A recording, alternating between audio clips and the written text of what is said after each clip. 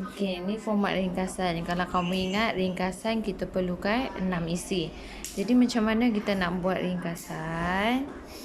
Mula-mula baca petikan yang kamu dapat, kemudian kena pasti 6 isi.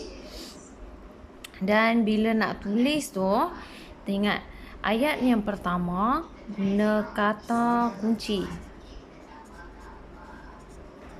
Yang pertama, kata kunci ataupun kehendak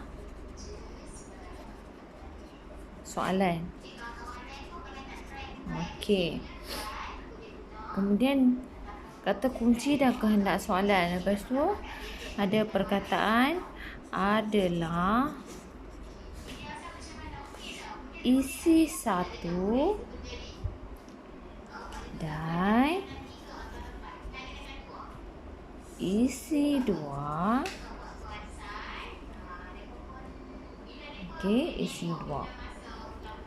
Siap isi dua, letak dulu notah. Okey. Kemudian kita sambung lagi guna penanda wacana. Seterusnya guna penanda wacana. Seterusnya isi tiga. Isi tiga. Okey. Kemudian lepas isi tiga dan isi empat. Siap isi empat, notah dulu. Okey. Siap notah habis isi empat, ada lagi guna perkataan akhir sekali. Akhir sekali apa? Isi 5. Isi 5. Siap tulis isi 5. Guna kata sama ni. Dan isi 6. Siap tulis isi 6. Notah. Jadi maksudnya kita dah siap lah. Bila dah siap isi 6, letak notah. Apa yang perlu buat lagi? Kira jumlah perkataan. Kira jumlah perkataan yang kamu buat. Letak sini. Berapa patah perkataan. Letak dalam kurungan. Faham tak? Okey. Saya ulang Ni format ringkasan. Permulaan ringkasan guna kata kunci atau kehendak soalan yang ada dalam soalan lah. Baca betul-betul dalam petikan tu kehendak soalan tu apa. Kemudian senaraikan 6 isi. Senaraikan 6 isi. Kalau dalam petikan tu kamu baca, contoh kamu baca petikan, garis isi yang kamu jumpa, tanda nombor 1 untuk isi yang pertama.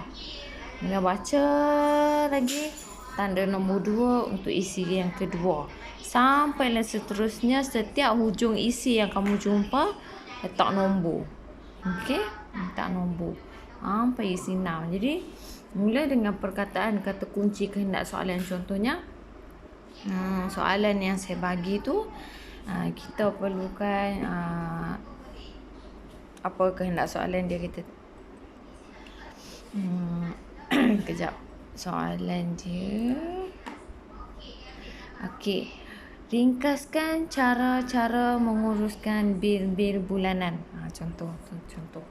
Jadi, apa cara yang pertama? Okey.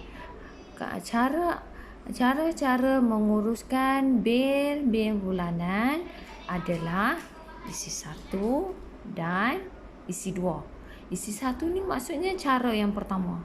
Dan isi 2 maksudnya cara yang kedua. Seterusnya isi 3, cara yang ketiga. Dan isi 4, cara yang keempat. Kemudian notah kan. Okey, sambung lagi akhir sekali isi 5 dan isi 6. Notah. Okey, kita nak buat ringkasan ni. Syarat dia, pastikan kita pilih isi betul-betul dan jangan terambil dia punya huraian. Sebab kalau terambil dia punya huraian, risikonya jumlah kamu adalah lebih daripada kehendak soalan. Soalan kata tidak melebihi 80 hingga 100 perkataan. Tapi kalau kita baca, kita ambil isi sekali dengan dia punya huraian, risiko dia kamu punya jumlah perkataan terlebih. Itu masalah. Sebab kalau kata jumlah perkataan yang kamu buat tu dalam lingkungan 80, walaupun termasuk dengan isi contoh apa, tak apa. Tapi andai kata kalau saya baca kemudian sampai sini dah cukup 80 perkataan. Jadi ayat ni yang selebihnya ni saya tak baca dah lah. Jadi hilanglah markah kat situ. Sayang. Jadi ingat masa cari isi, pastikan kamu tidak terambil dia punya huraian atau contoh. Cuma ambil isi dia sahaja. Kalau dia nak cara sahaja. Contoh kepada cara tu tak payah. Huraian tu tak payah. Okey? Okey, lepas ni kamu cuba buat soalan yang saya bagi, ringkasan perkataan kurang daripada jumlah perkataan kurang daripada 80, jangan lebih 80 perkataan. Kemudian cari 6 isi, kemudian buat ringkasan. Faham tak? Okey.